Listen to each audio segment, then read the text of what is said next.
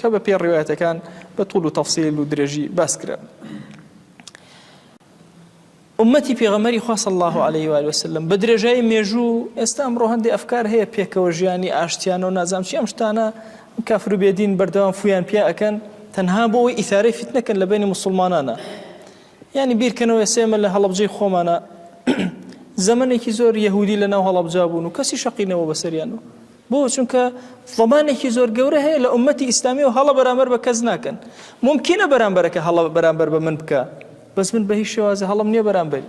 بیرکەنەوە لە هاواریەکان چەند ساڵە بۆ خۆیان ماونەتەوە کەسێک نەبووە زۆرێکیان لێ بکە بە زۆر کەسێکیان موسڵمان کە حەقت نییە بەسەریانەوە وە مامەڵەشیان لەگەڵاکەی بەڵکو مامەڵەیەکی زۆر تەندروستیشیان لەگەڵاکەی زۆر سادە لەگەڵیانە مامەڵەکەی هەڵسوکەوتەکەی تەسەڕوفەکەی بگرە لە شریعەتە هەندێ مامەڵەی ئینسانی هەیە. پێغەمبەری خوا صلی الله علیه و آله وسلم لە ماڵی یەهودیانانی ئەخوارد حتا ئەو زەهرەی کە کرایە خواردنەوە بۆ پێغەمبەری خوا صلی الله علیه و آله وسلم لە ماڵی یەهودیا بوو. پێشتری لەناو مەککەیە لە ماڵی موشریکە نانی ئەخوارد.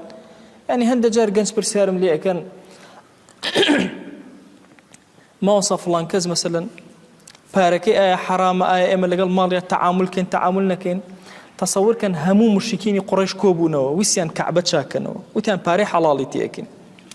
بۆچی کەعبە ئێستا چوارگۆشەیە لایەکی خڕ نییە مودەوەر نییە وەکو هێلکە کە لە ئەسڵا ئەو کەسێک کە چوو بێتە عومرە یا حەج ئەزانێ کە شوێنەکەی لە بەرامبەرەکە تۆ تەوافەکەی نابێ بە قەراخی ئەوە بڕۆی ئەوێ لە پشتی ئەوە بڕۆی نابێ بە ناویا بڕۆی.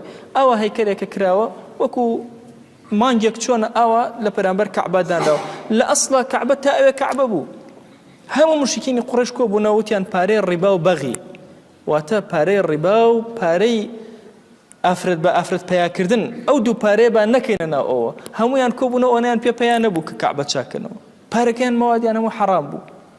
بەینەما پێغەمبەری خوا صلی الله علیه و آله وسلم لە دوای نبووەت لە ماڵی ئەمانە نانی ئەخوارد و بانگەوازی ئەکردن بۆ دینەکە. یەهود هەموو کاری یەهود لەسەر ڕیبا ئەڕوا کەچی پێغەمبەری خوا صلی الله علیه و آله وسلم لە ماڵیانە نانەخوا ئەسحاب مامەڵەیان لەگەڵا ئەکەن. حتا لە کاروباری بازرگانیە دایکمان عایشە ئەفەرمێ ئەو درعی پێغەمبەری خوا صلی الله علیه و آله وسلم مەرهوون بوو ڕەهن بوو لەبەر ئەوەی چەند مشتە جۆیەکی لە کابرایەکی یەهودی وەرگرت بوو. بەینەما هەموو مامەڵەی کافران و بێدینان بۆ شێوازە لەسەر حرامە کەسی موسڵمان مامەڵەیان لەگەڵا ئەکە ئیلا مەسەلەی ذەبیحە نەبێ کە ئەو ئاژەڵەی ئەو حیوانەی کە کافر سەری ئەبڕێ موسڵمان نایخۆ. ئەویش ئەگەر یەهود و نەسارە نەبێ لە هی یەهود و نەسارە و ئەهلی کتاب ئەخورێ. لە مەسەلەی تەعزیەیەکی ئەبێ ئایا ناچی سەردانیکەی مەگەر ئادابمان نییە بۆ ئەو کەسێک کە مردوویەکی لێ مردووە ئەڕۆی ئەڵێ ئەحسن الله عەزاءکم خوای گەورەیە تەعزیەکەتان بە باری باشە بۆ بگێڕێ. سنە دوایە ئەوە کەسی کافر و بێدین بڵێ کە مامەڵەیان لەگەڵاکەی بۆ سەردانی نەخۆشیان ناکرێ. مەگەر ئەنەس بۆمان ناگەڕێتەوە فەرمێ غوڵامێکی یەهودی هەبوو مناڵێک گەنجێک هەموو جارێ هات خزمەتی پێغەمبەری خوا ئەکرد صلی الله علیه و آله وسلم لە مەدینە. ئەوە یەهودیە هات خزمەتی ئەکرد. فەرمێ کاتێکە نەخۆشکەت خۆشەویستمان چوو زیارەتی کرد عیادەی مەریضی کرد و هەکەدا ئەم بەشە ئینسانیە هەر هەمووی لەگەڵ هەموو جۆرەکانی ئەهلی ذمە و معاهد و ئەمانە بەکارێ. خولەفای ڕاشیدین هەموویان ئەمەیان جێبەجێ کردووە و هەتا ئێستش بە هەمان شێوازە. عومەر ڕەزا و ڕەحمەتی خوای لێبێ خەلیفەی عەدل کاتێکەوە چووە کەنیسەی قیامە لە فەلەستین کاتێکە پیان وەدوتیان نوێژ کە ئێرە شوێنی عیبادەتە فەرمووی نوێژی تیان ناکەم. چووە دەرەوە نوێژی کرد. دواتر سەریان سوڕما بۆ لەم شوێنی عیبادەتی ئێمە نوێژت نەکرد. وتی ئەگەر نوێژم تیا کردایە لە دوای منەوە مسلمانان ئەهاتن لەو صەلەیت فیها لەئەخەذەها المسلمون من بعدی بەخوا لە دوای من مسلمانان ئەهاتن ئەنۆ من شوێنی بەرەکەتە ئیمام عومەر نوێژی تیا کردووە لە ئێوەیان ئەسەندەوە بۆیە نوێژم تیا نەکرد. تا ئەو ئەندازە زەکا و بیری ئیمامی عومەر بۆی مافەکانیان نەفەوتێ. جارێکیان ئیمامی عومەر ڕەزا و ڕەحمەتی خوای لێبێ فەرمێ دانیشتبوو خەلیفەی مسلمانانە ئافرەتێکی یەهودی هات لە ڕوایەتێک ئەفەرمێ ئافرەتێکی مشرک ئەفەرمێ ئافرەتێکی کافر ئەفەرمێ ئافرەتێکی غێر مسلمان هات پێویستێکی هەبوو داوای لە ئیمامی عومەر کرد کە بۆی جێبەجێکە. ئیمامی عومەریش بۆی جێبەجێ کرد بە فرسەتی زانی.